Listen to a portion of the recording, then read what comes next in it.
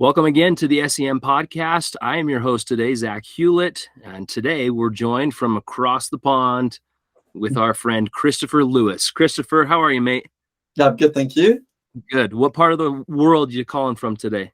So Gloucester in England, actually. Gloucester. Very nice. Well, very good. Well, I'm assuming from our conversations beforehand that you have been listening to the podcast and you're familiar format. We'll just talk pre-mission, anticipation of going on a mission, then going to Scotland, and then we'll jump over, talk about life since then, and then we'll go back through the mission. So the floor is yours, mate. Cool, perfect, thank you.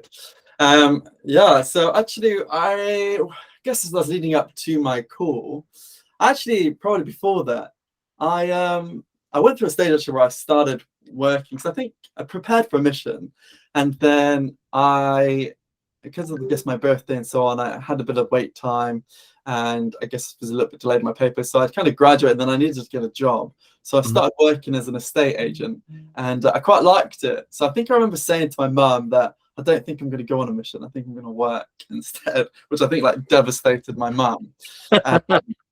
But then I guess other things happened, and job didn't really work out, and decided to actually put in my papers and go, which I always kind of think I knew I probably was going to do it, but I was just enjoying that job at the time. Anyways, but when the mission call actually came through, it was the same. Well, first of all, I guess so I have 3 older sisters and 2 older brothers, and so I had my oldest brother didn't go. Then I had a sister went to Leeds, and I think my other brother went to South Africa, and then my other sister went to Scotland. And so then I was always thinking like, okay, well, I really want to go to like really exotic, like South Africa, like Leeds was, I didn't want to go to Leeds. I did not want to stay in England. And then with my sister going to Scotland, I was like, oh, it's still UK, but I really wanted to learn a language. And I made sure, I think I put it in bold on the mission papers that I wanted to learn. And then anyway, but obviously my sister went to Scotland. So when it came through that I was going to the Scotland Edinburgh mission, it was quite cool. I think that I was going to the same mission that she went to, because I think she served whilst you were there. Yeah. Your sister Lewis. Yeah, Sister Lewis came in 2005. Was it 2005? So yeah, I'd been in the mission since January of 2005. So I came across her a few times, but I don't know exactly where her mission path was. But yeah, I did cross paths a little bit with her. And so I don't know if you ever remember her, but she came back super enthusiastic as well. So, she absolutely loved the mission. And I think, she, talked very highly of Scotland. So I was excited to kind of go up, I think, as well, and meet some of the people that perhaps she met. But yeah, so it was good. It was good. So then I guess, where do I go now? So after the mission? Well, tell me real quick. So when did you enter the MTC timeframe wise? Okay, yeah. So I went in October 2008. October 2008. Okay. Yeah. So that would mean that you were part of the transition to the Scotland Ireland mission too, right? Yeah. So I was the last 2 transfers. So the last 2 transfers was part of the Scotland Ireland mission. Wow. Okay. Cool. Which, yeah, when we get to that kind of stage, we can kind of talk about those power dynamics. Oh yeah. Between the 2 missions, because they were definitely there and definitely existed, and I was definitely, I definitely had like an AK-47 in my hand for fighting on the Scotland side. Oh man, I'm excited to hear that. Well, before we get there though, let's talk October 2010. Since you've been home, yeah, and talk about life since then. Yeah, so actually, my parents actually came up to Scotland with my sister, and then we kind of just toured around Scotland a little bit, and I took them around to all the beautiful places that I toured in. In fact, I think one of them, my sister didn't even sit down because she didn't think that this seat in the house was clean enough for her to sit. But when you're a missionary, you're just happy to be accepted anyway. So I was like, really put off at my sister. They're like, sit down. But this house was absolutely filthy. But of course, I hadn't seen her for like 2 years. I'm thinking like, what are you doing?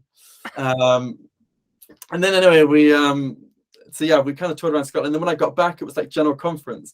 So I remember like wearing my badge, and I turn up at general conference in my home state, about to get released after the session, after the 5 till 7 session. and all the missionaries that were in the chapel at the time were like looking around at me and thinking like, because I still was wearing my badge, and I think they thought I came in from like the neighboring mission or something. So that's quite cool. It was interesting, but I just remember sitting there and lapping that up really. Yeah, so so then I got released, and then I guess from then on, I think I got married in 2013. So it'll be 10 years this December. That's awesome. And we have, yeah, and then we had 5 years, and then had our first son, and then we just got our daughter that was born 6-7 weeks ago. Oh wow! So, So yeah, just the 2 kids now. just the 2 kids, and That's great. I think that's all I have too. So Yeah. I think we're done. Keep So, it simple. Well, you said you had a lot of siblings growing up, so I'm sure that's a bit of a dynamic shift, right? yeah, well, and my wife did too actually. So she comes from kind of a big family too. Interesting. But, And yeah. what are you doing for work now? So I did a couple of things actually. So I guess I was kind of like doing a little bit of sign language before my mission. So I finished that off when I got back, and got qualified as a sign language interpreter. And then I set up, when I was at university, like a course. So we attached ourselves to like a sign language school. So we started teaching whilst I was at the university. Started with about 4 students, and then kind of grew that up to about 200 students a year. Wow. And then when I graduated, I actually then I started working for a publisher. So I've also been in publishing, academic publishing, for the last 10 years. Wow, So, good for you. yeah, and then but so still kind of doing the sign language stuff on the side. Just don't tell my boss.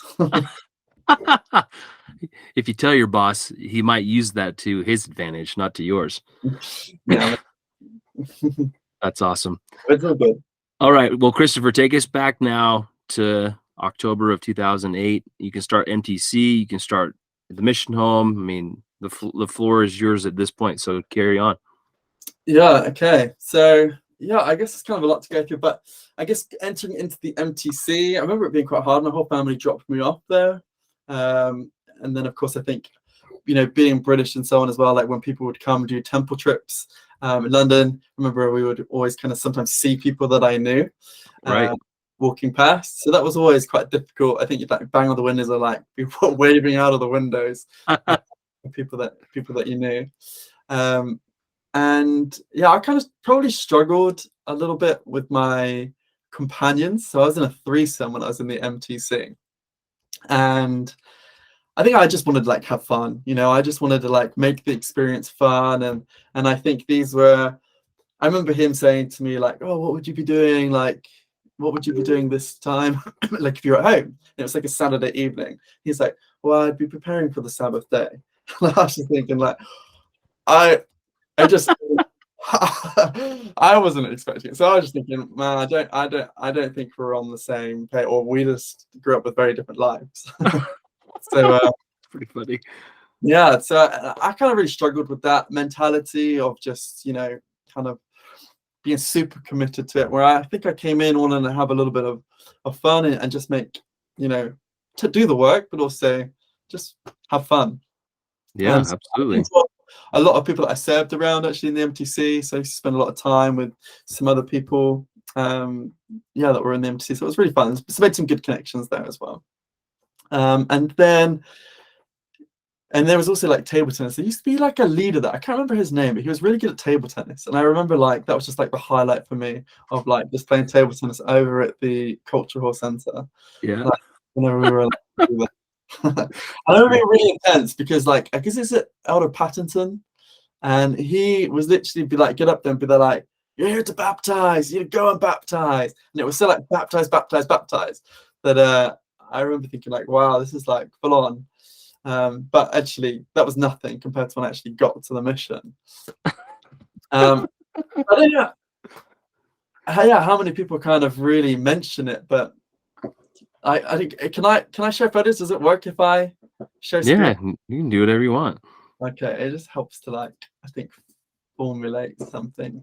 So I remember when we all got lined up. Let's see.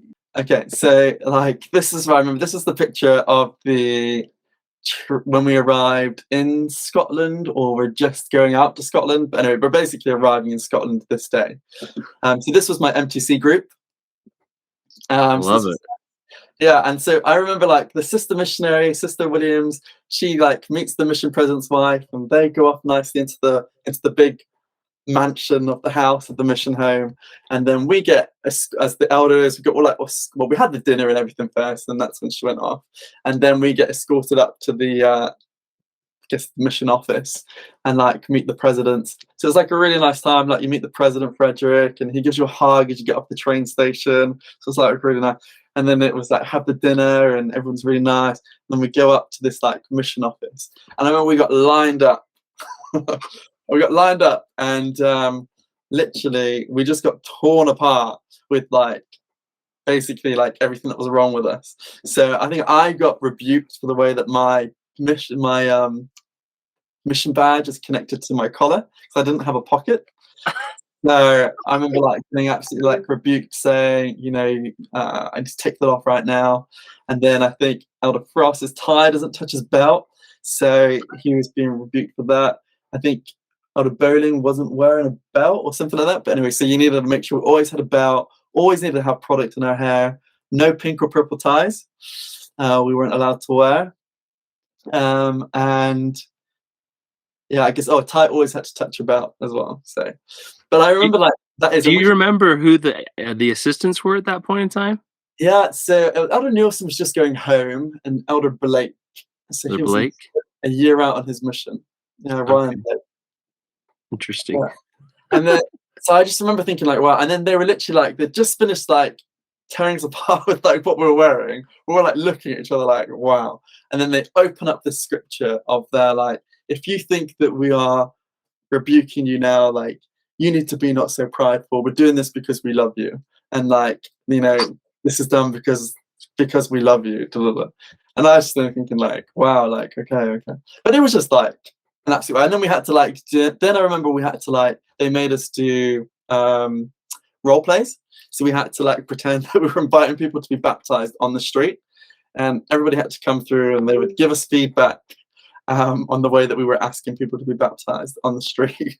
Wow. So I just remember that first night just being like hugely like intense, and just wanting to go home thinking like, what the heck have I let myself in for? I don't blame you for that. That would be really tough. But then at the same time, like it was so that's kind of that experience. But I think, and then we kind of went into my first companionship. So obviously I had my trainer, which was Elder Slade, Evan Slade. Mm-hmm. He was from Arizona, and yeah, like I think a guy like again, like you could just tell that like he wanted to do well on his mission. I guess different things influenced me. So I didn't know whether to mention this, but I think actually maybe it's reasonable because it stuck in my mind. And so I guess before my mission, actually, so my brother was dating a girl, and she said something to me, like just before I went on my mission, or she said something like, I would never date anybody that wasn't at least a district leader. And I think, yeah, it's crazy, right? And so that like really stuck with me throughout my whole mission, like stupidly. And so I always felt that I needed to at least become like a leader, right? And anyway, so my trainer was the district leader at the same time as he was training me. Okay. So that's not maybe necessarily relevant now, but like as there's like this theme, I just think this was always like in my mind. Oh man, that's not a good way to start. My gosh, I'm sorry. What area did you start in with Elder Slade? Okay, yeah, so we were Broady Ferry in Dundee. So this was being in Terrace. Very cool. So yeah, it was a great area to start in. And actually, so my brother-in-law, so my wife's husband's grandmother was in the ward. Oh wow. So, yeah, I've never actually met her. And I was expecting to get far more dinner appointments than I actually got. I don't think she was too bothered that I was there actually. But, you know, it was kind of cool. So, you know, I think I went to her house one time. I think she passed away actually like last year or 2 years ago.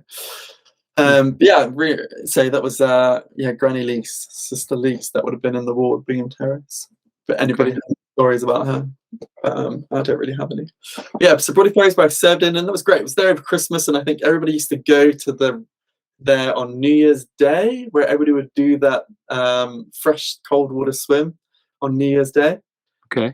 So I always remember that being like a memory of the area. Yeah, Elder Slade was good. I think he was just very committed to the work, and I think took it all very seriously. And I maybe struggled with that because I just wanted to like have fun. I wanted to like enjoy that. Like I'd want to play games and things. And I think whenever I tried to play a game or things, he would kind of like put a stop to it or just wouldn't play. So I think I kind of struggled to kind of like bounce the energy. But he definitely like set the tone, I think, of the mission and wanting to move forward. But we did a lot of exchanges because I guess he was district leader. So then I got to meet some quite like I kind of like enjoyed, I guess, getting to kind of meet and bond with some of the other missionaries at that time. I can't remember his name. He was a British guy. There was Elder Hema from Germany. He was like last term from going home. And then I think there was an Elder Humphreys. He was English. I don't think I've ever heard from him since, actually. Yeah, Leo, I think, is his first name. Yeah, that's right. Yeah. So, and he was serving in Perth. And I think that was his last transfer, actually, when we were serving there. So then I think, I kind of maybe actually kind of struggled those first kind of 6 weeks. But I was only 6 weeks with Evan Slade. And then Craig Day, who was an English missionary who came in. And actually he was a lot of fun. And so that for me, my kind of mission experience changed. And actually I very much bought into the mission culture. So I was everything that it kind of encompassed, I think I completely like adopted to it. And I just wanted to do well, and I think whether I had that thing and that vision that, I needed to become at least the district leader. But but for me that's what like I and there's a lot of shame, isn't there? Like those first 6 weeks I struggled and maybe had thoughts of coming home. But there is like so much shame that comes attached to that of coming home. And so that was difficult, and I could never felt like I could never open up about it because I didn't want to not get that kind of like that kind of like leadership level. But at the same, so I just felt like I just kind of sat with it and just felt okay, I need to kind of just commit to this, and that's what and Craig, he actually just made me do all the work. So he made me answer every phone call. He made me like ring everybody, book all the appointments. He made sure that like we like did everything like by the book, but like made it fun. And so I think he needed that. And we served together for 6 weeks, and we had a lot of fun too. And there was a great family there that we started to teach in Dundee. So it was good. I actually saw him probably 6 months or so ago. Nice. So he was a good guy. And then he left after 6 weeks, and Jace, so that was staying in Broady Ferry. And then I moved. So I went over to Paisley Stake in Kilmarnock. Yeah. Joined Jason. I joined in with Jason Hensley. So he was just a transfer ahead of me. So he'd been out 4.5 months.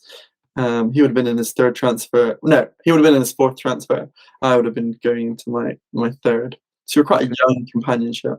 Mm-hmm. And that was in Kilmarnock. And I stayed in Kilmarnock for 7.5 months, but I had a lot of companions during that time. Wow. So, and when I came in at Kilmarnock, there'd been some drama beforehand.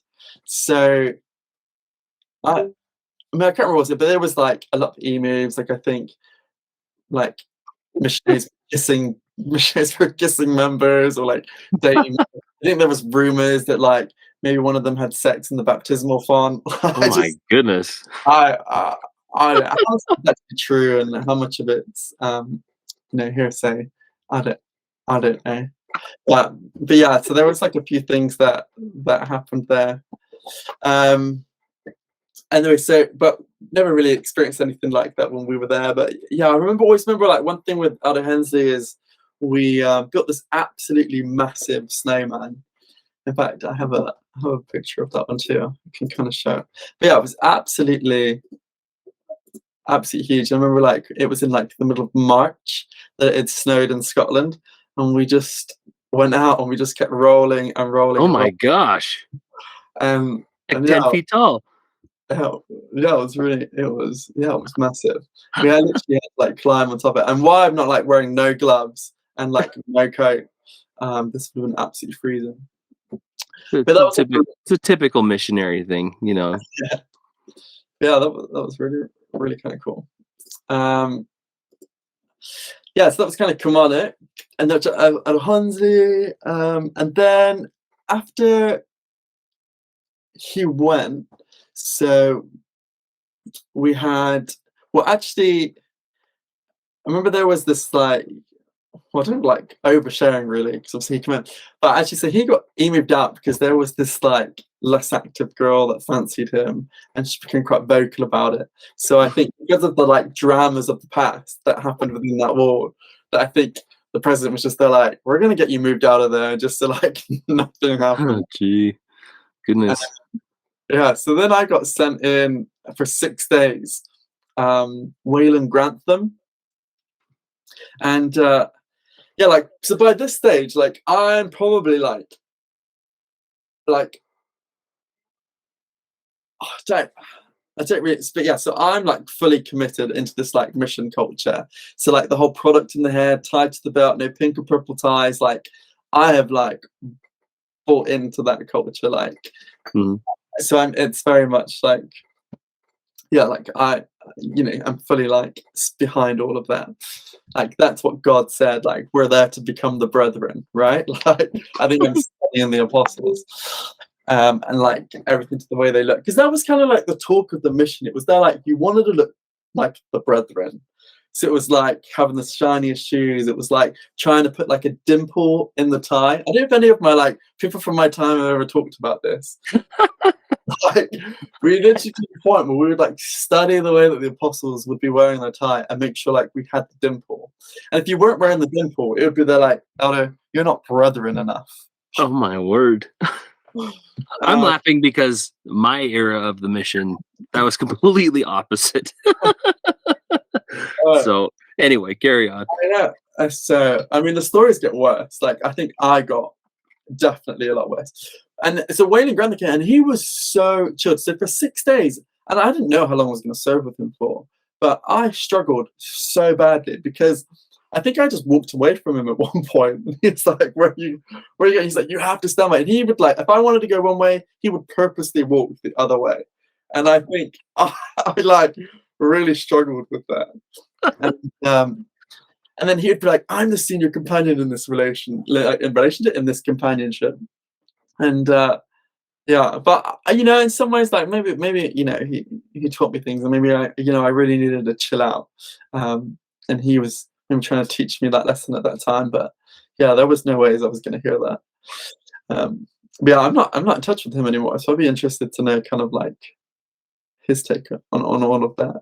Anyway, so that kind of 6 days kind of ended, but they were a long 6 days. And then I stayed with another missionary. So I didn't know this at the time, but there were 2 missionaries that were struggling to get their visas sorted. So they were delayed in coming in for the transfer. So I guess I was going to be training, but I didn't know that at the time. So when the transfer came, I was put with Elder Needham, Craig Needham. Okay. So he was another English missionary from Nottingham. And we served together for 2 weeks, and then we both got given, our trainees. Nice. Yeah, but we didn't know that we were gonna go into training.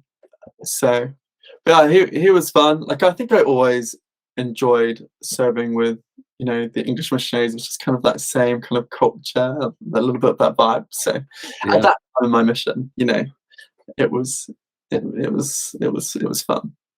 And then we got given our trainees, and this was probably then this is like a bit of a mission story with this with this elder. So he came. It was Nathan Camp. So he was Vegas, from Las Vegas. His dad was a doctor, I believe, and he was also a valedictorian of his school, which I didn't know what that meant. But in America, that means you're like super clever. You're top of the class. Yeah, it's a big deal. Yeah. So he was like really good, and and he just had so much confidence.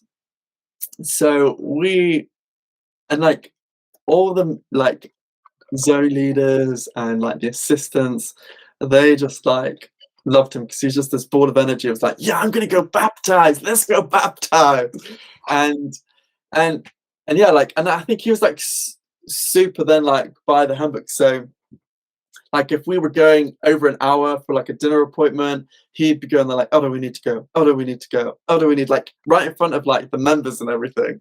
So oh my gosh. I was being like, calm down, like calm down. And he'd be like, no, we're breaking the handbook. We're not going to be blessed. So I just remember like, I was like, oh my gosh, like, so that was kind of a struggle. And then over these like 2 weeks, he I feel bad talking about. So the end result is that he basically had a viral infection on the brain.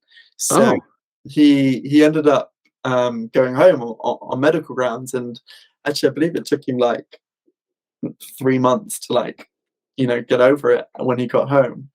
Wow. I actually just looked him up recently because I went in preparation for this. So I wanted like, oh, what actually happened? So I did a little bit of stalking to see if I could find him. And actually, yeah, he's like a doctor now. So whatever he is, like obviously he's sorted himself out, and I think he finished his mission elsewhere, but finished it in the States. Wow. But so I feel like I could talk about it but the stories of what he did have like, I think they're still being told to this day. So, and it was the most difficult thing. And this is probably the most frustrating thing for me, because the crazy things that he did, like no one ever believed me, because they were all there like, you're just being prideful. Like he's just like an enthusiastic, like go get a missionary. And it was just like things that I remember, like we'd be teaching like our investigator, and would be giving him equipment, and he'd just stand up and he was there like, John, you need to get baptized, and you need to get baptized on Sunday. Oh my God. Oh my God. Like, I'm like, he was literally just like, there was just no communicating with him. And then like we'd go to zone conferences, and he would be the one shutting up like, they're like, yeah, like get baptized, we need to baptize them, or like, he'd have all this energy, and like there's be like, yes, Elder Camp, that's right, like you're so pumped, you're on fire. And like, so he just like was loved, and I was just sat there thinking, they're like, you don't understand. Like, but then he started to do like weird thing, like one time like I woke up in the middle of the night and he was like staring over me, and like, yes, so like, but then just be like not responsive when you question him on it. He just wouldn't give you any feedback. Like it would just be like nobody was there. Oh my gosh. He'd like shower and would just be like flossing at the top of the stairs with a towel. Oh my gosh. And like just not be like, if you're like, what are you doing? And like, of course you don't know that he's ill, or you don't know that there's anything there. So I'm just kind of like getting frustrated, or I'm saying that like, what are you doing? Like, why are you being weird? Like, and then I think one time, like I was there, like I said to my district leader, Elder Clark Peterson, and I was there, like literally, I was like, we have to go on exchanges, because I feel like nobody is believing me, like, and I'm getting super frustrated. So he came, and then finally, like it took him coming to then eventually, like that night, we had the zone leaders coming out to our flat, and then yeah, they were like giving him a blessing. I think they like tried to cast out the evil. They're like giving him a blessing to cast out the evil spirits, thinking he was possessed. Gosh. But I like honestly like can't like understand, like it's just that isolation of being alone with something. Like we were trying to plan, and he would just fall to the floor and do this like weird thing with his hands like this, and rolling them around, and then be there like rocket, and then go like, I'm beginning to understand. I'm beginning to understand. And I'd be like, what are you doing? So I remember one time I was thinking like, okay, I'll try to be more understanding. So like I join him on the floor and I'm there like, what is it? Like, what are you trying to like understand? He's there like, I'm God and I'm creating the world. Like, I get it. Like I see stars, I see the moon, and I was like, honestly, like, so I think I call then and I'm there like somebody needs to come over because this is like getting too much to handle. So yeah, and I think that night the Zone just came out, and I think he just went out and he started peeing in the bushes outside of our house. And then I think we had state conference, and the assistants had come over, and on the way over to the car, like he's trying to open the car door on the motorway as we're driving out to Ayr. So we were like holding on to him as we like. Oh my gosh. Yeah. So was this in relation to what was happening with this infection in his brain? Yeah, like apparently, like obviously, I never lost. Like I think I messaged him when I got back. Actually, let's see if I can find a message to see what he said. Actually, but I never really got much back. I didn't really want to press it because obviously he. I assumed it was like sensitive. But yeah, if you like, people will remember the story because then he went into the mission home and he just destroyed the mission homes, like all the pamphlets. So I think they're like out of bowling. He was like the mission officer out of the elder, and he's got a great story. Like if he ever comes on, he can tell you. But like basically he like just I think like just put him in the mission cupboard, you know, where like all the pamphlets are in the mission home and the Book of Mormons are, like the stock cupboard, and he just pulled all of that out. And I think like he took the mission President Frederick's badge and like shoved it down his trousers. Oh my gosh. So it's like just loads of like, yeah, like crazy. I think I did end up having like Sister Frederick called me up and she was there like, I think she said like she apologized and she was going there like, I'm so sorry that like you had to like go through that on your own. Like I realized how difficult that must have been for you. Oh gosh.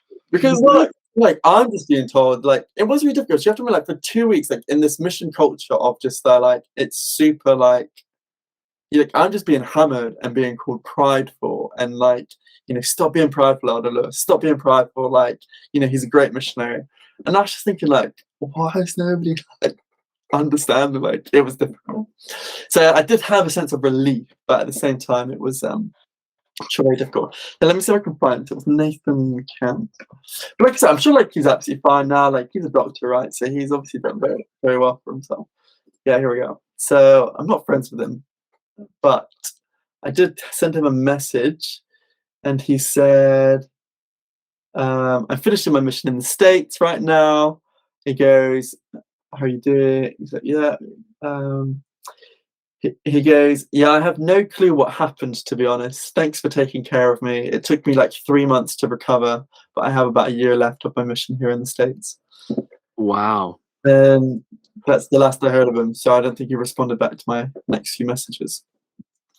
So yeah, that's a pretty amazing story though, because like you had no idea what was going on. It was like, hi, nice to meet you. And all of us who have either been trained or have trained new missionaries, you have no idea what you're getting into. And you had a really unique situation where you had someone that wasn't quite well and you had to handle it amongst being called things that I'm sure you were like, no, that's not right. That's not it. I'm telling the truth. And these other missionaries have no idea until they clearly saw the things that you were seeing. And then everybody was like, we're so sorry. I mean, what a challenge. That had to have been really, really tough on you. Yeah, 100%. It actually, like, it was really, really hard, actually. And, you know, I'm only 19 years old. Like, I didn't know what to handle with that, like, situation. Like, it's like having a child for the first time as a 19-year-old. Well, and it's like mental health issues and all of those things. Like, you know, like, I'm sure that, you know, whatever was going on, like, he needed professional help. Or clearly he needed professional help, you know, and I wasn't recognizing any of those signs. Like, I'm just thinking, you know, I'm probably not helping because I'm sat there calling him crazy, like, not knowing. Well, but you weren't trained for those things, you know. You're just a 19-year-old kid trying to figure out how to help people come closer to Christ. I mean, I don't know how it was in your mission, but we would never jump straight to president. Like, president wasn't approachable. Like, you would go through your your leaders. So like, if you would have to go through your district leader. Like if you ever contacted your zone leader would say to you like, why are you calling us? Call your district leader. So you would be sent through the line of command. Oh yeah. I mean, that was just kind of the expectation, and Right. I'm sure that, like you said, there were some of those situations where we would just escalate it straight to our mission president. With President Rains was a little bit easier to call, and when a missionary called, he'd answer. But again, it depends on the level, right? The level of necessity for us to be calling the mission president versus zone leaders or district leaders. So I can understand that. Yeah, I mean, I never did that. I always kind of went, I guess, through those leaders. So yeah, that was kind of that was good. But I just remember we were at like the Air State Center, and like we had, I think it was Elder Blake, who was still the assistant at the time, and yeah, we were like putting our hands on his head, trying to cast out this evil spirit as he's like flailing his arms everywhere, trying to pin him down. Oh my goodness, that's crazy. It really was. And yeah, so yeah, there's some people who've got some really interesting stories. Like I'm sure Clark could probably tell you some. Like there was one that as we're walking and he's just waving his arms in the street. So, and then Alex Bowling, 100%. Like I think he can definitely give you the mission home story. Goodness. Yeah, it's really great. But yeah, yeah, it was. So that was my trainee experience, my welcome to fatherhood. So it lasted about 2 weeks, and then I think this is where I then became a district leader. So I finally got my district leader role, and then but I was serving with Dustin Evans, who was from Idaho. And yeah, Elder Evans was a very knowledgeable missionary. Like I think I was in awe actually of how he knew the scriptures. And yeah, I probably felt bad because like probably for the first year of my mission, like I was very much like focused on the work. I felt like I'd just been wired to like focus on the work, that I never really gave any like consideration towards my companion. Like it was always just about like the work, and like it was kind of like I don't feel like I ever really got to know my companions in that first year. It was like not even an interest that was there. Like it was just so focused. And I think, yeah, so that's I probably like big regrets. So up until I served with that Elder Bowling, and I kind of like, yeah, kind of wired, I guess, like follow through like the process. I had this very like wired mindset, and it kind of comes out throughout the mission. So yeah, but like, so I kind of feel like I have to owe Dustin Evans an apology, because I feel that there must have been no break. Like I kind of got into my head that like I recognized that I was a super intense missionary. Like I had every half an hour of the day planned, and we would always do planning every night. Like I actually think I brought in some of my planners, but like it's like, I mean, I must have just been like so intense. But yeah, like, so like I just think like every half an hour of like day would be planned, and then we used to have things that like, yeah, and then there used to have to be like a backup plan for every half an hour of the day. And then we also did like, we weren't allowed to chat, so like knocking on doors was never allowed. Like we were always told that to go see a less active member or see a member before we would knock doors. So like, yeah, I could never just put like chapping, because it would be like we have like less actives down. If I showed you my mine, that's what it was. Most days was chapping for hours. Like I'm impressed. Yeah, but this is so unhealthy. It's unhealthy because it also made me like horrible to my companions. Like, and that's why I owe like apologies for, because people would just be like, this is ridiculous, everyone only go to bed. And I would just be like pulling out scriptures or like quoting or like reading handbook at people to basically, they're like, no, this is what we need. It's like I couldn't have been a joy to be around. Like it's embarrassing. Like, but at the same time, like I was feeling that I was the most spiritual that I'd ever been in the mission. Like this is how God wanted me to be, right? So yeah, it's like confusing, but like, I'm just young. It's just, yeah, very like interesting time. And I think actually I didn't say, but when I came back off of my mission, actually, like probably the part that I missed out is actually I did a lot of unpicking of my mission when I got home, because I just realized just how abnormal I had become. Um, so yeah. But yeah, but that was kind of like Elder Evans, and then we taught some great people, I must say. So when I was with Elder Evans, this was at the time where we baptized it was like we had 40 baptisms in the year. So yeah, not us personally, but like as a district. So we ended up getting in like I think we had 3 companionships. Wow. And we like piled everybody into Kilmarnock, and we ended up having like 40 baptisms that year in Kilmarnock. Wow. So we were like super successful there, and without Evans, like we had order fights with our investigators. Like we were teaching this great family like Liz, and yeah, we must have flooded her kitchen. It's like she literally would like turn up when in her flat, and we would sit down on the chair, and she would have a saucepan. Her and her son would come in with like saucepans full of water and just chuck them on us. So then we had to like get them back. So then we would be like running to her kitchen, and we'd just be chucking water everywhere in the flat. Like we would be splashing around on her kitchen floor. Wow. I know. That's a good memory though. I mean, I'm guaranteed that that's something they'll never forget. That's cool. Yeah, it was crazy. But yeah, that was an experience. And then and so her daughter actually was Samara Blackie, and actually, so I don't know if you ever remember, like there was a TV program that came out. So do you know? I don't remember in Kilmarnock. Did you ever serve in Kilmarnock or? No, Johnson was the closest I got to Kilmarnock. Yeah, I served in Johnson after. But yeah, so On Thank is meant to be like one of the most deprived areas I think in the UK, which is in Kilmarnock, an area. Mm-hmm. And so anyway, they did this documentary on like council estates in and it's called The S.E.M. And so there is this YouTube clip, and one of the people that we baptized features on it. So you can see us walking in the background as we're going up the hill very well. But then there is this the S.E.M. Scotland. Let me find it. And this is somebody that we baptized, just to kind of show you the quality. Yeah, here we go. Let me see if so yeah, but like 100%, if anybody like wants to kind of like see the worst of Scotland, then 100% go to the S.E.M.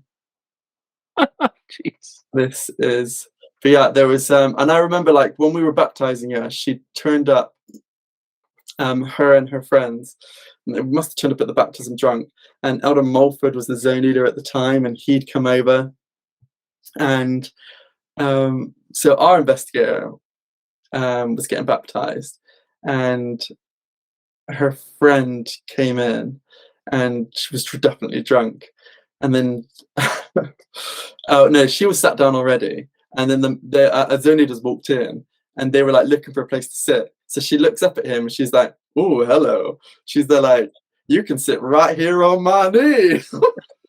Oh my gosh. But says it like so loud in this like we're just about to witness the baptism, and she's just like saying this in front of everybody. And then like we baptized, she was wearing these bright pink polka dot pants that just completely like obviously wearing white trousers or like dress that she was wearing. So when she was getting out of the font, there was just this like you could just see these bright pink pants that everybody like baptismal font.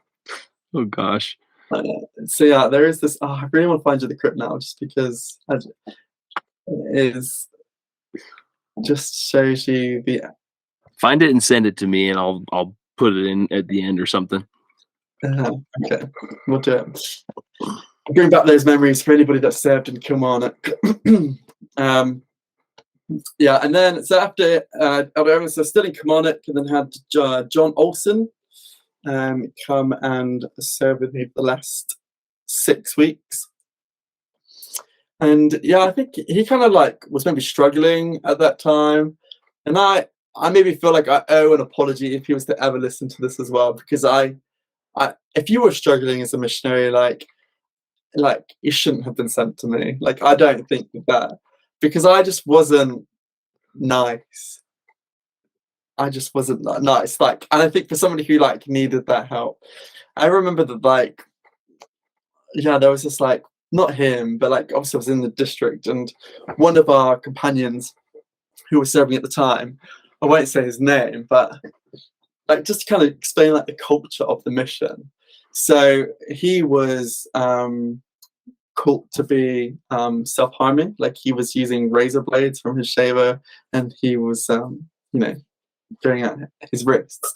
And I remember like being told that by his client, so I reported it to my zone leaders, and they were like, "Oh my gosh, like you need to rebuke him. Like, like that's awful. Like rebuke him." They're like, you know, the next district meeting, you need to sit him down and you need to like rebuke him. Like prepare your scriptures and so on.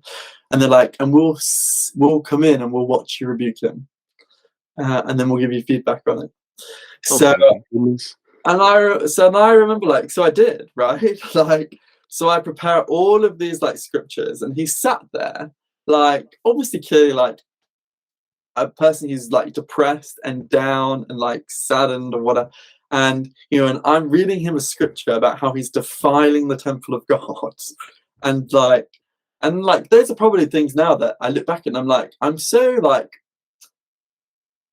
ashamed that I never stood up to be there, like, no, that's wrong, like, you know. And I think, but at the time you just don't see it because of the whole mission culture that we had. And I think it's just, so looking back now, like there's so much unhealthy parts of that culture, but you don't see it. And so, you know, there's a lot of like shame that sits with me from like different things that like I would have done, because I think of the culture. And I think that's kind of one story that's probably like stuck with me, because, you know, that person hates me. Like, you know, essentially, I think if I'm for what I would have said to that person. But you know, I'm not trained like to do that, and I think that person didn't go home after that, but went home at least a year after that, maybe. But you know, those are things where I think like, you know, they should have been like escalated up, but it was never. I guess we just didn't really. You tried to not like tell the president to not give him like work to do. Yeah, so that's kind of like the horrible side, I think, of the mission culture. Like it just wasn't a kind mission. It was just that like you're here to do the work, like you're here to baptize. It was like you either get involved in the culture or you go, really. It's kind of how it felt. And it's kind of, people talked about hammer time kind of being the past, but then I still kind of feel like it's definitely still there. Hmm. And I remember like, yeah, we used to have like songs about like numbers representing people. And you hear now that like it should be the other way, right? Like it's people, not numbers. No, like it used to, you know, celebrate the like, yeah, the numbers. So yeah, it was just like a real, but you know, I 100% bought into that culture. And you know, lucky for me, you know, I never did generally had people come to church and things, but wouldn't always say, oh yeah, and I remember another story when we were at Kilmarnock, actually. So we were teaching this guy called William Bell, and so this is like, remember, this is like one of the most deprived areas, and he was a heroin addict, and we'd been teaching him for a while, but he wouldn't always come to church like every week. But the missionary leaders called us up, and they were like, Elder, like, we're one away from hitting our zone goal for baptism. Like, is there anybody that could be baptized by the end of this month? Like, anybody? And I was like, well, like, anybody who's been to church at least 3 times. I was there like, well, there's William Bell, but he's not been like 3 consecutive times. He's maybe been like 5 times, like, over however many months. Like, doesn't matter. As long as he's been to church 3 times, like, he can get baptized. Like, if he comes to church this Sunday, like, you could baptize him after church. So I was like, or us, like, I was there like, well, William Bell wants to be baptized, like we can make it. He's like, yeah, we'll make it work, we'll make that happen. So we like arrive at William Bell's like apartment, and like, I mean, you never knew whether he was going to be like off of his face on heroin, but like, and we like approach him, and we were like, hey, like William, like he's always like let us in. He's like, we're like, William, hey, like you can like do you want, he's like, you can get baptized on Sunday. And he's like, can I? Can I? We're like, yeah, if you come to church on Sunday, like we can baptize you afterwards. Like you just need to not be on, drugs, alcohol, or smoking up until that time. And he was like, oh, can I really? So we were like, great. So anyway, so that Sunday he got baptized. He actually got interviewed by the president too. So yeah, he got interviewed by the president on the Saturday, and he was baptized on the Sunday, and we hit the zone goal. Wow. Yeah, That's pretty intense to have someone who's amidst all those things to just say, "Hey, want to get baptized?" I know. Everything to go to plan. Well, the reason why he wanted to get baptized was because he was kind of hated in the area. Well, sorry, I'm sure like he believed, but I think he wanted this fresh start because he mugged an old lady for drug money. So he was known in the area, like people, beat him up for like I think this old lady broke her hip or something. So he like stole the bag off of her. Oh gosh. Yeah, so like he wanted this like fresh start. I think felt really bad for the stuff that like he had done. And I remember like when we went to go for his confirmation, because he had to then obviously be confirmed the following week, and we weren't sure. We lost contact for him for a while. We were like trying to knock his door every day, and he wasn't answering. And then I think it was like the Saturday before he was getting baptized, and we turn up at his door, and he answers it with an axe in hand. And he's there like, "Who are you? What?" And there's that like, "Whoa, like William, it's us, it's the missionaries." And he's like, "What? Ah, I'm only joking. Come on in." He's like waving his axe. You think like if it was now, I would have ran and never gone in that place. Well, we just walk on in, take a seat on his couch. Oh my gosh. And then we're like, "Hey, so you're gonna get confirmed tomorrow?" Gosh. Goodness. I know. Wow. It's crazy, isn't it? And then actually, I remember this one time when we were walking through as well. I must have been with Elder Evans, and we were just walking. It was one of those days where like nobody had let us in, or nobody was in that we were like trying to knock on their door for like members and less actives. And then these like kids just banged on the window, and they were like, "Oh, come here, come here." So like, come in. So then we're like, we turn around, and then we just walk in. We're like, yeah, coming in, and we go into like the lounge, and there's just this group of, I guess, like young 20-year-old Scottish guys, and they've all got like rubber bands on their arms, and they're injecting themselves with heroin, and we're just sat in the lounge like, so like, we're like, should we start with an opening prayer? Oh my goodness. Well, I'm not lying. Like, we were just grateful to not be outside, not be in the rain, the wind. We were just happy to be inside, I think. Yeah, that's crazy. Like, I look back and think Gosh. the situations we were in. Yeah, but I look back now and I'm like, that's crazy, isn't it? And then eventually we were like, I don't think this guy's going to listen. So we were like, I think we should leave. Yeah, they were like injecting it. They're like, "Do you want some?" We're like, "No, we're good, thank you." Like, but well, can we leave you with a spiritual thought? Oh goodness. Oh, it's crazy. But yeah, so that happened to us. That's great. Yeah, that's so. And then it's just so many like stuff I guess you like easily forget. Yeah, the John Olsen. So I guess like he came, he served, and we were only together for 6 weeks. And then I trained, but in Johnston, so I whitewashed in Nice. to Johnston. And yeah, that was like an area which I think was notoriously known for being quite difficult. So we whitewashed in. And yeah, we met actually a guy, James Laverty, and he was like smoking all the time, but he actually ended up getting baptized, and I think he went to the temple actually eventually. So that was like quite a cool story. That's cool. Yeah, but he like turned his life around. Who did you train in Johnston? So Chris Fair, I think it's by Kit. Kit Fair. Okay. From Utah. And I think I tried to like reinstall the way that like Craig Day treated me with like making me do all the phone calls and making me do all those things. But he was a very different person. So I think like I was trying to like have fun and what, and I think he just he just needed kindness and like probably like was probably missing home and like I think he'd be like, why am I doing everything? Why can't you do everything? And I'd be like, no, you're doing it. Um, he probably struggled with me on that And one. he couldn't understand anything, whereas you probably had an easier time of understanding a Right. little bit the Scottish jargon. Exactly. And I think one time actually he wanted to go for a run and like in the morning and I was like, I'm not running in the mornings. I was like, I don't want to run in the mornings in the cold. And so he was like, oh come on. And then I think so anyway, so in the end I think it was just that like he would do running up and down the stairs of like the Johnston flat. I don't know if it's the same one. I'm sure it was. It's the one over the shops on like the main street there, right? License plate. You could Yeah. get the license plates done in there. Yeah, that's the one. I don't remember the address. I could look it up in my Preach My Gospel, but yes, that flat's been in the Mission forever. Yeah, yeah. But you know that when I was there, they didn't have the Johnston ward, so they closed the Johnston, so it wasn't open. So we had to Yeah, I heard that. but it still had the cleaners and everything at that time. Wow. Yeah, crazy. Beath Road East Road, yeah.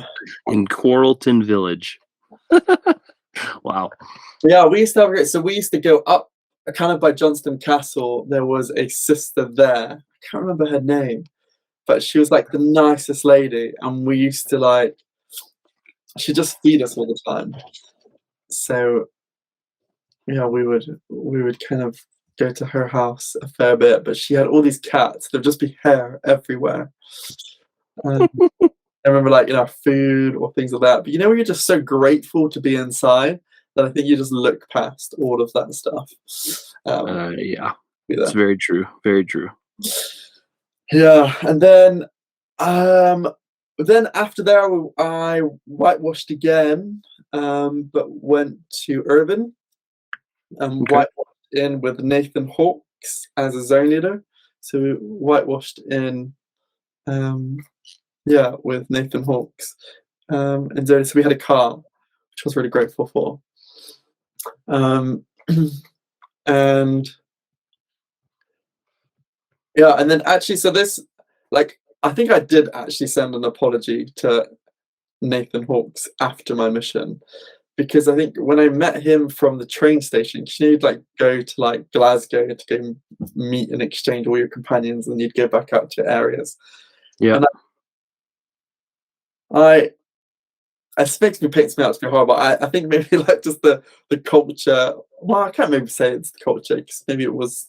I'm sure this was just me to an extreme.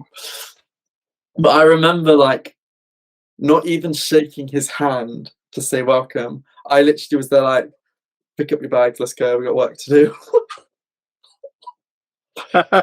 Held his hand out to shake my hand, and I literally was like, pick up your bags, let's go.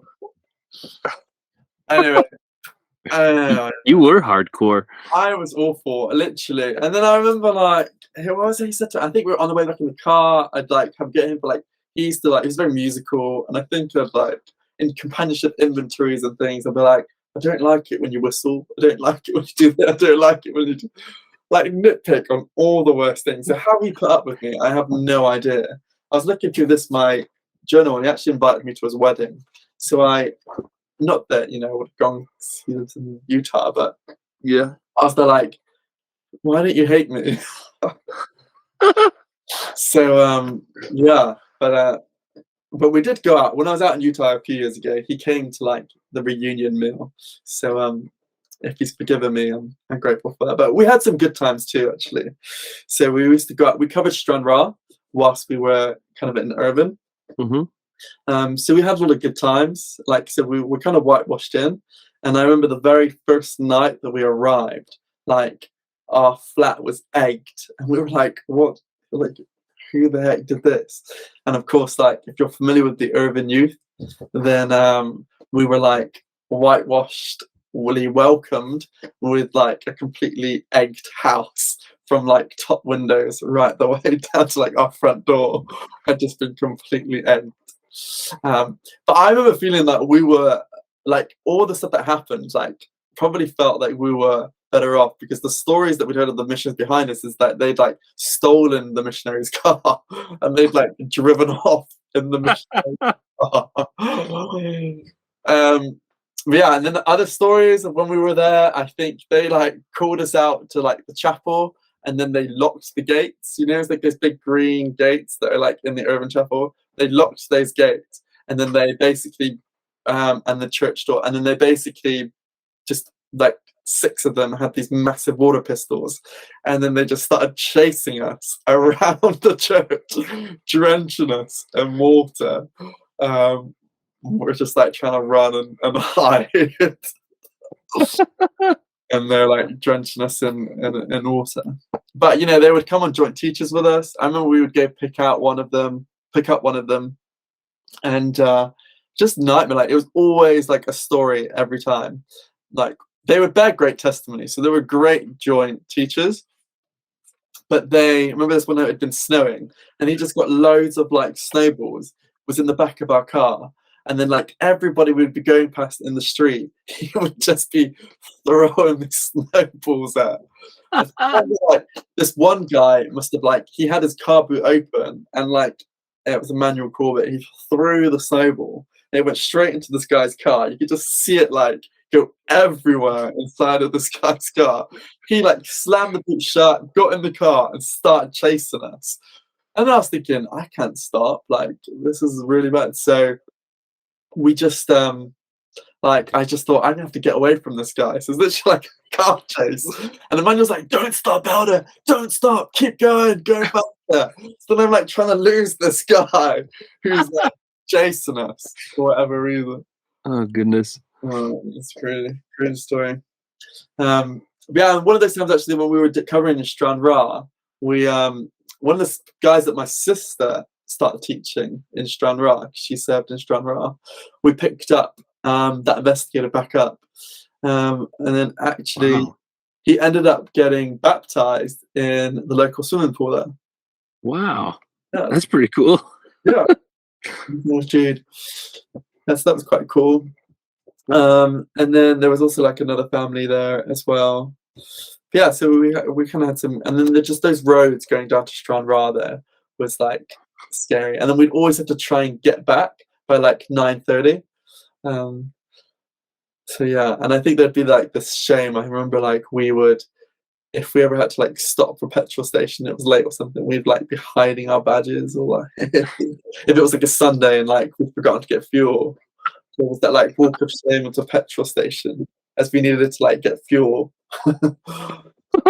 Gosh. Yeah, how many missionaries were in the mission at this time? Do you know? No, I don't know that actually, but I heard in your other podcast that there was that the numbers were a lot more, I think, when you were there. Yeah, before I got there, there was about somewhere between 150 and 200. And then by the time I got there, there was about 100 missionaries in the whole of Scotland. Really? Okay. And then it just continued to dwindle. That was really quite surprising. When there was nobody really in the islands, and like I said, there wouldn't have been Stranraer because that wasn't covered. It was kind of just being covered by other areas. Because then when I moved to Alloa, we kind of covered Galashiels. Okay. Wow. Interesting. But yeah, in the borders, and that was, yeah, it was quite spread out. So, and I guess I heard that they were like reducing it, ready for the Ireland combination. Yeah. So it kind of makes sense. But yeah, I always had like loads of companions there.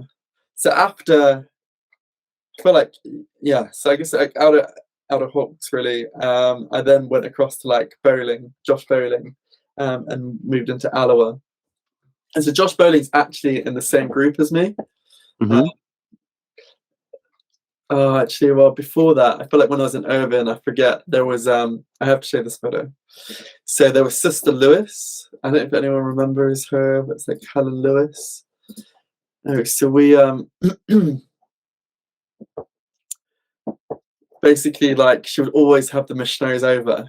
So we would go to her house, and she'd just be like so grateful that, and we just used to play pranks on her. I think this one time, like, she just used to love them. So we had like, she used to have tea cakes.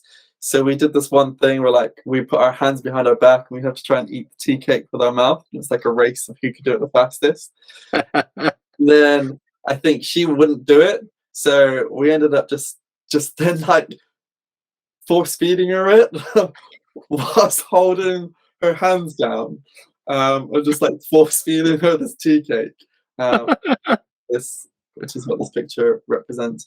And then there was also like, I think I've got videos in my memorabilia. I mean, it's bullying really, but we would like put ice lollies. So like to surprise, she'd always give ice lollies to the missionaries, and I think I'd like sneak up behind her and I'd drop like an ice lolly down her back.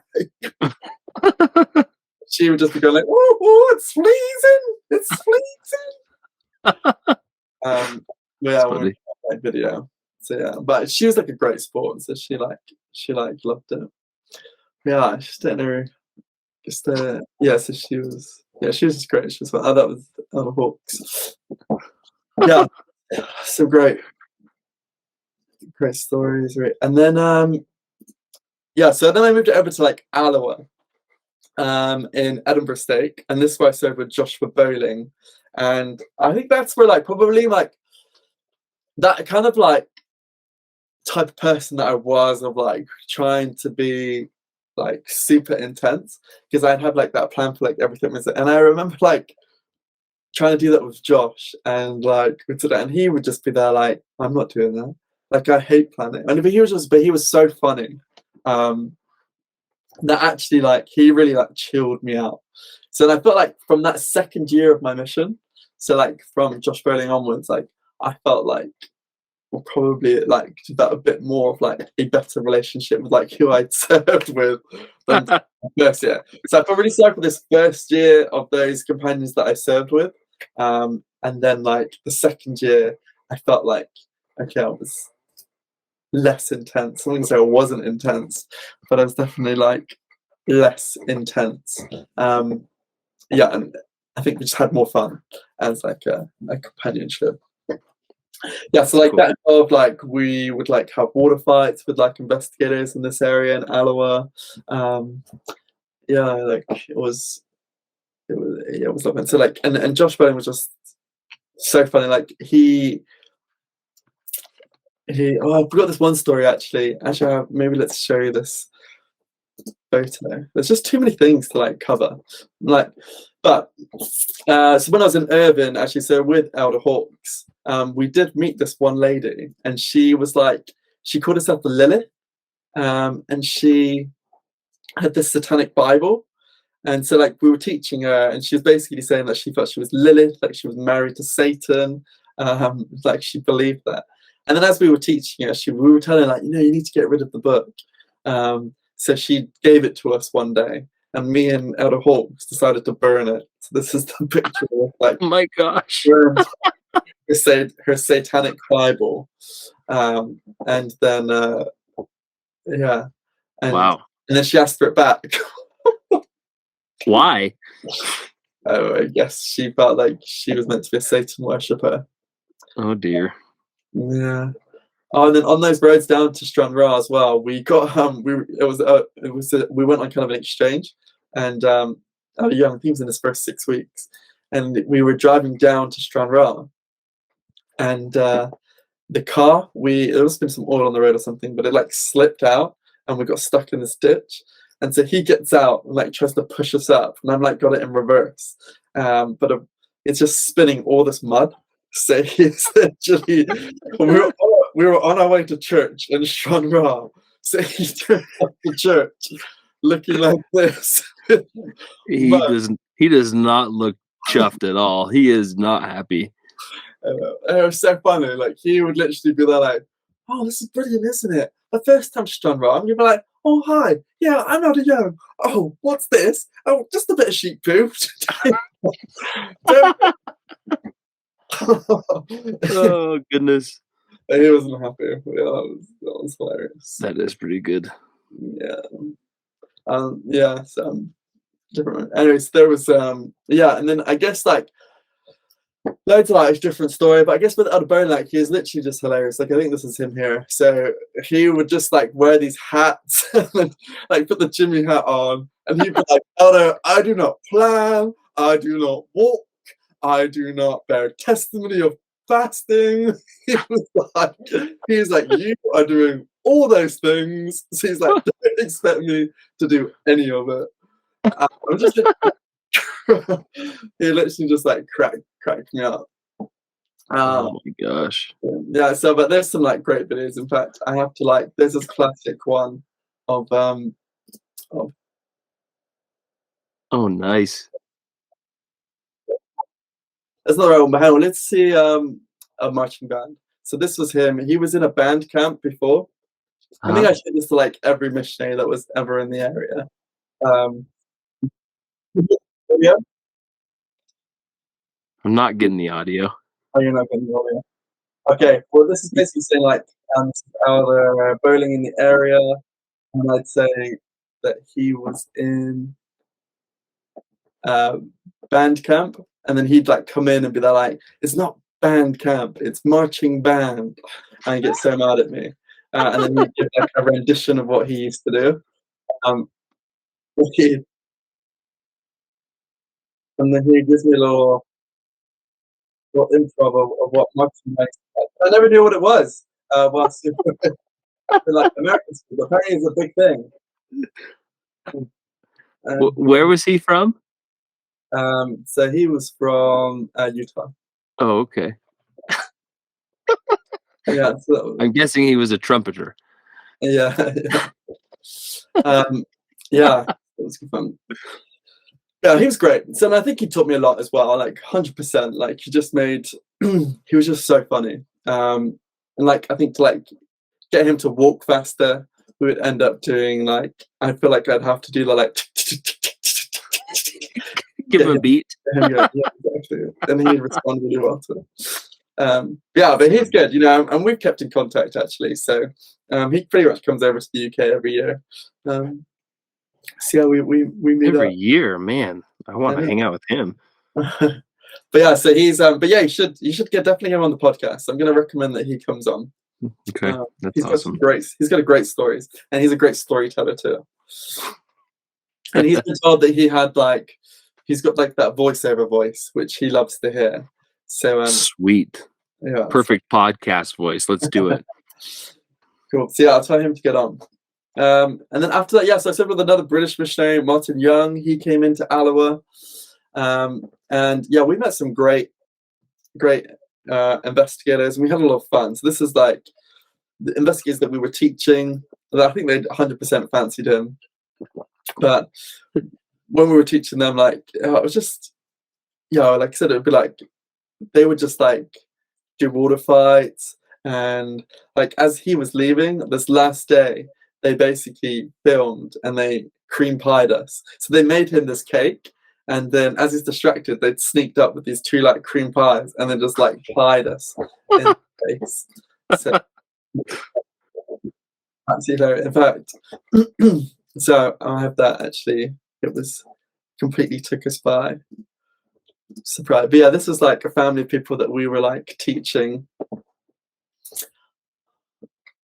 I didn't know that you didn't get the audio, but it's okay. You don't really need it. So they made us this cake. So Alien was leaving, and they made us this cake. And then she's like behind, and these two girls had like sneaked up behind, and they had your face is incredible. 3 plates of like cream. He was saying like a great plate. That's okay. And then he didn't show it, and then they just absolutely tried us. So they just like rubbed this cream, dripping down from our faces. Yeah, just absolute carnage, really. But yeah, they were like a great family that we were kind of teaching from. That's awesome. Yeah. Yeah, so I guess for the podcast, isn't it? That's we're just literally just getting pied in our faces with cream. Reference the YouTube video. Yeah, dripping down our seats. Yeah. But yeah, that was a lot of fun. So I had a lot of fun with Elder Young as well, and actually he's a British missionary, and actually he was best friends with one of the guys that grew up in my ward that ended up coming to Scotland as well, and he was the one actually that had the poo. So from the previous area that we went on exchanges with, and he had all that mud down. So, yeah, he was a lot of fun. And then so that's when then the merger happened. So the end of that transfer, he went off to Ireland, and then I had an Irish missionary come over to Scotland and serve with me in Alloa, and Wow. and so I mean, poor guy, like that's one I have to give like an apology for as well. So, but actually, we had a lot of fun. Well, I guess I could say a lot of fun. But yeah, I remember, but like that merge of like mixing in, like it was like a battle of cultures. Because I guess like we had been lined up almost as like militant style, and he used to actually refer to us as being there like it's like the mission is like an army. He's like that's how he said it felt, is he felt like it was very much run as if it was like militant. And he said Ireland was not run like that at all. He said it would all be about like love and like supporting people and checking in on whether people are okay. And that's so in our minds, like you would have the Scottish missionaries around like, we're going to teach the Irish people like how we do it. Like the Irish missionaries need to learn like this is Scotland, like this is our culture. They need to like conform, which is embarrassing now looking back at it. But at the time, like you're so like involved in it.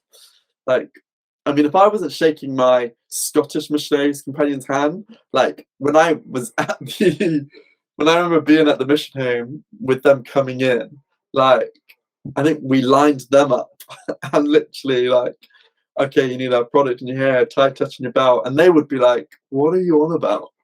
Like, wow. It's how we do things. And they would be like, more like, wanting to give hi, like, hey, how's it going? What's up? And we just weren't like that. Like, my goodness. Yeah, so it was a huge like culture shock.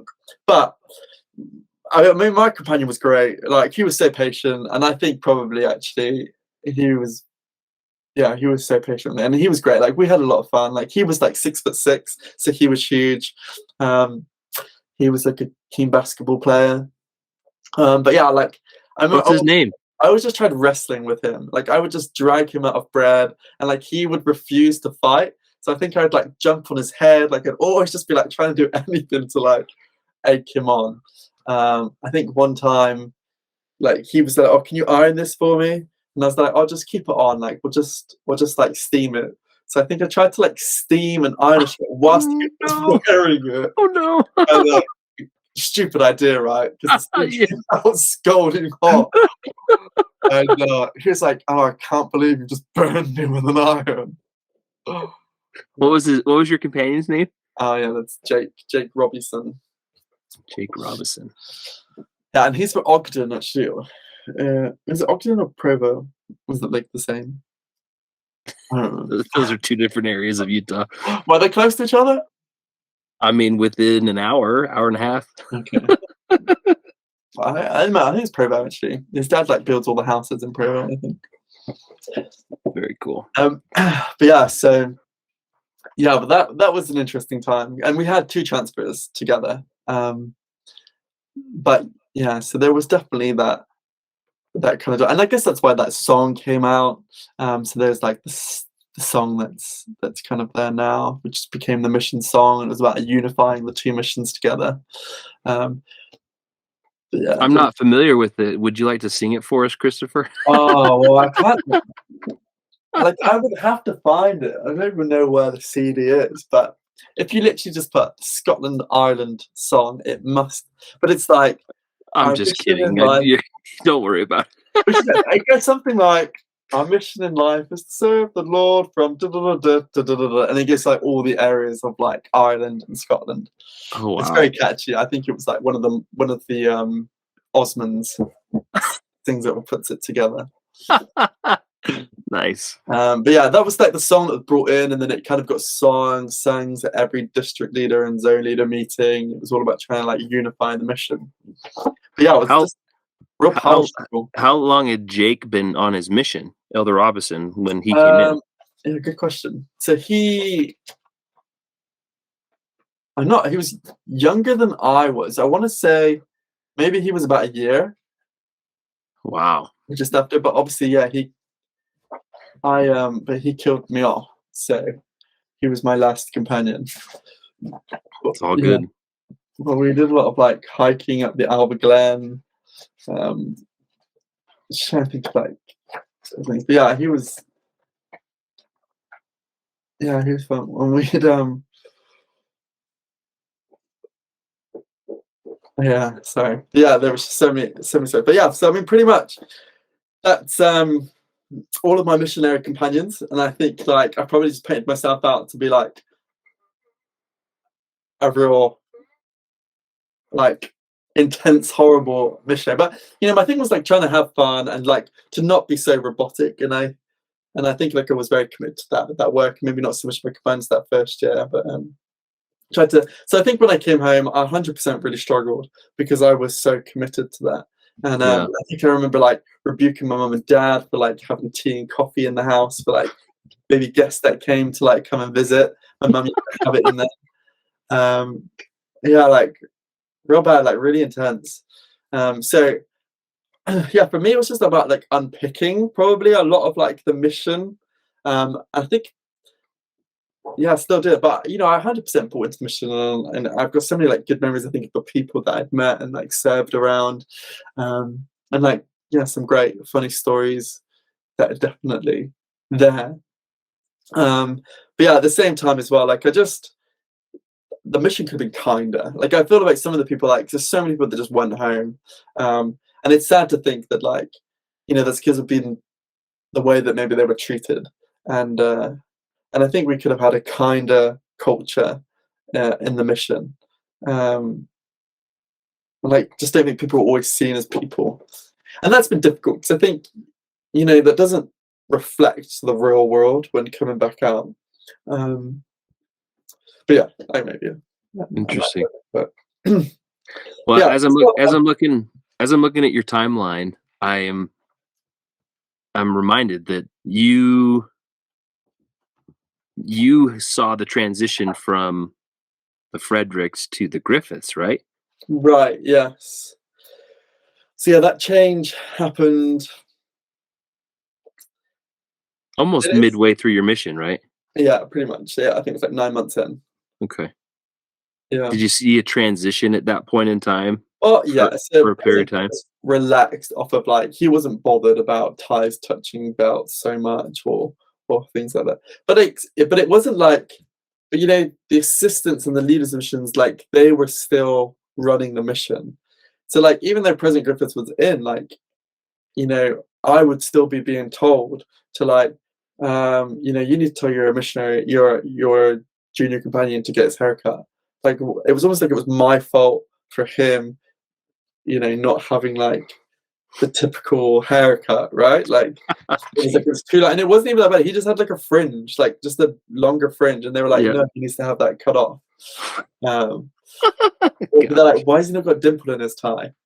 Like, wow. And yeah, like it was just like, you know, like just intense. But I guess it lessened, and I think President Griffiths 100% noticed that, and I think he tried to like chill that side of it out. Oh, I'm sure he probably was like, "Why are you guys so high strung? You guys are just completely on edge to a fault sometimes." I'm sure, you know, but you know, it happens as missionaries, and I don't know. It's just been so fascinating to see the evolution of the mission from when I was there to those immediately after me to your era. You know, it just the entire culture has it shifted quite a bit, and just hearing those stories and the level of the leadership telling you to be and do and say certain things, like man, that's pretty intense. Jack and I have reflected back on it a few times with missionaries from your era and thought to ourselves, there's a reason why we went when we went, because we probably wouldn't have been able to put up with some of that stuff. It would have been hard. I guarantee you that. Yeah. So And it's difficult because I think it's a time where you think that like you're the most closest to the Savior. You feel like that's the most closest you are to the Spirit. You feel like you are elevated, like you are, wow, like you're the most spiritual. You're reading the scriptures, like I knew my scriptures so well, right? That like I felt like I couldn't be closer to the Savior at that point, right? And then actually the reality is that now I look back at it and I'm like, actually that person who I was on a mission was probably the worst person I ever was. Like where I'm just so like judgmental, so nasty, like just not kind, like, and that's probably the worst version of myself. That there's so much, James. It's a very confusing time because it's like, wow, like I love mission, the people that kind of meet, but actually the person who was meant to be this, who I thought was super spiritual, and because I had success and things like that, like it was quite successful in that terms of like a missionary. yeah. We're always like we're baptizing and had people coming to church. So like that reinforces the person you are, but actually in reality, like I just wasn't Christ-like. Like, I wasn't a good person. So that's been a real kind of struggle since coming home and unpicking that because, yeah, I don't like that person of who I was as a person. But at the same time, here's my devil's advocate side of it. Think about like the growth you've made since then, is to consider like, I'm not that person anymore, and I was trying my best, but I'm realizing that I can also still be a human on this earth and still be a representative of the Savior without being absolute. You know what I mean? That's just something that I've had to learn in my own life, because I can tell you right now, Christopher, I was very similar to you in the mission, where I was very focused on trying to be obedient. Was I perfectly obedient? No, but I was trying to uphold the standards of the mission at that time. But towards the end of my mission, I was a zone leader in Aberdeen, and at that point in time, there were missionaries prior to me that had made some poor decisions and been moved from the area, and there was a trust issue with the stake. Right. And I had to repair those relationships, and it was more about me showing my personality outside of being the white handbook version of myself. You know what I mean? And that allowed these people to go, okay, these are still really good young men and women who are here to do the work, and they're dedicated, and you know what I mean? Like, yeah, exactly. I don't think that's what lacks, isn't it? It's like the white handbook and the preachment and the things like that can make you robotic. And I think sometimes you can be you need to have a personality. Right. And that come through. I do remember a story when I was with just talk about like a beat, and I was like, oh, I guess it wasn't, but like I remember Josh Bowling one time, like it was like a fast Sunday, and I remember we were being so hungry that we decided, I think, to like stay up one night, and it was like the Sabbath day. So like it was like a Sunday night, and I think we just waited till it was like just gone 12 o'clock, and then we like snuck out of our flat and like went to like go get a takeaway. And then like snuck it.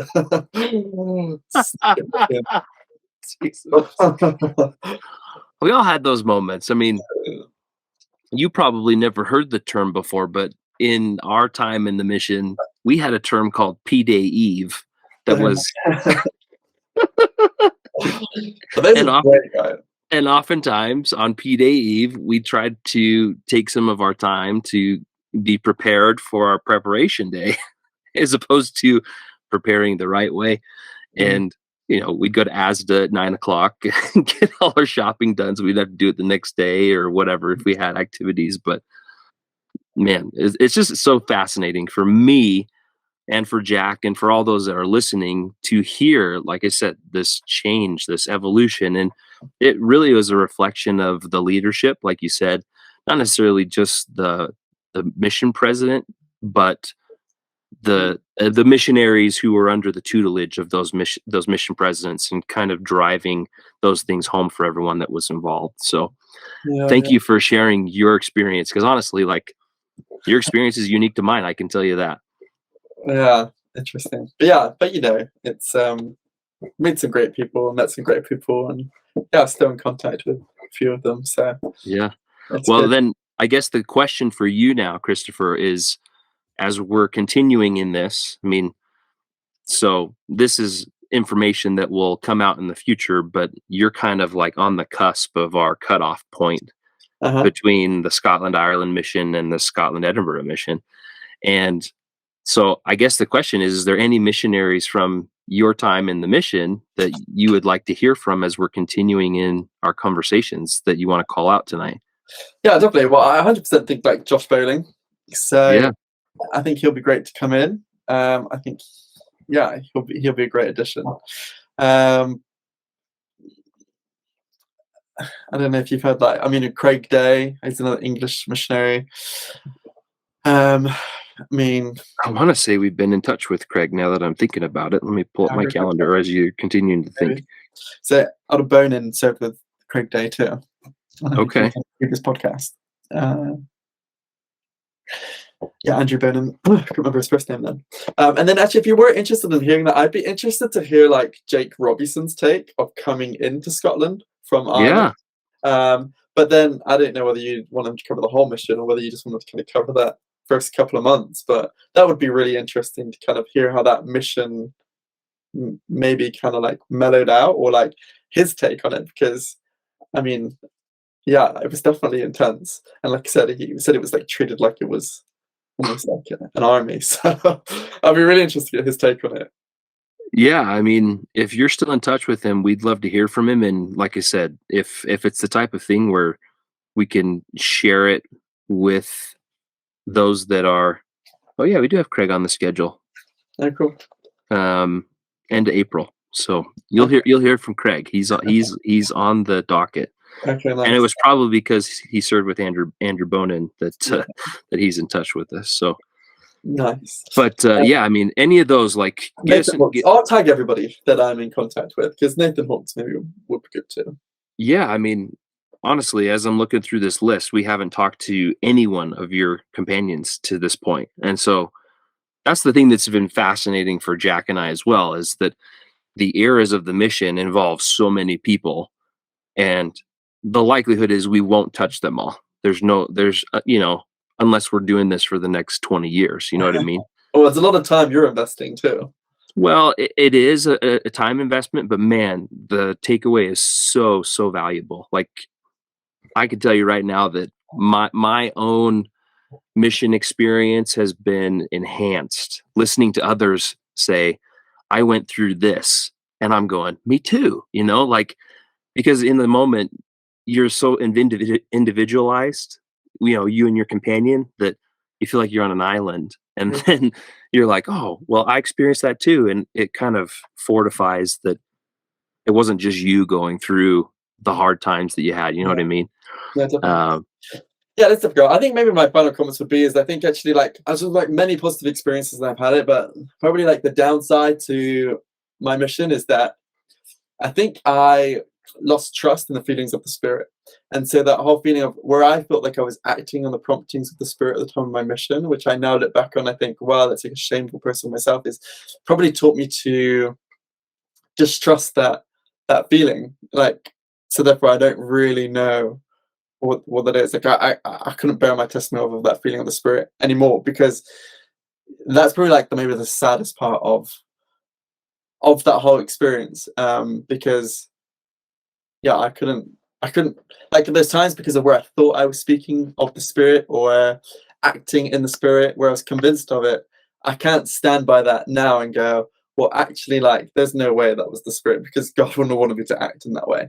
And so that makes me doubt, like, that, which is very much like a side effect. Maybe I don't know why I said that, but we may not want to end on that one. But that's like an interesting, probably like takeaway from that. But I'm very grateful for that mission, and I think for the people that I've met, and I had a great time. So and I love Scotland. I get to go back all the time, which I do. In fact, I'm going back up in April for work. Oh, that's great. There, so, and like, yeah, I had a lot of fun with people that we met. And I went back up a few times after as well, like to go back up for some weddings of people and the members in the ward. So I'm really lucky that kind of get to go back up. Yeah, agreed. I think you are very, very fortunate because I love those of us haven't figured out how to teleport from the United States to the UK just yet. But when it happens, I'll be first in line. I can tell you that. Well, Christopher, thanks again for taking time. We really appreciate you, mate. And more than anything, if you'll just keep helping us in our efforts, share this when it comes out here. I think I'll have it published in the next week or so, but I'll keep you updated on that. And then, more than anything, we just want you to know that we love you. We're grateful that you're one of our brothers in the Scotland Edinburgh Mission, even though you had a little bit of a bleed over, but we'll forgive you for that. Yeah, nice. All right. Yeah, well, I'll tag a few people. So, but yeah, best of luck with it all, and hope they get in contact. Yeah, I mean, the number one person you need to talk to is your sister, because Jane needs to come on. I'm calling you out, Jane. Come on the podcast. Come on the podcast. We'd love to have you, and I'm sure that your sister missionaries that you serve with would love to hear from you too. So, in any rate, thanks again, Christopher. Right. Have a good night, and we'll talk to you soon. Yeah, thanks. Take care. Bye bye. You too. Bye.